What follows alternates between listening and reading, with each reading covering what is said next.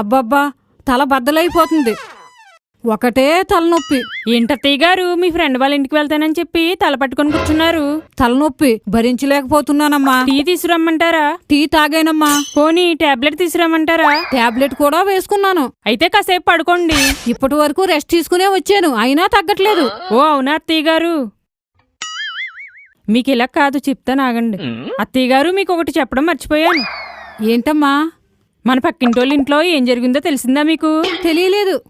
మీకు తెలియలేదా? అయితే మీరు ఖచ్చితంగా వినాలి అత్తయ్య గారు.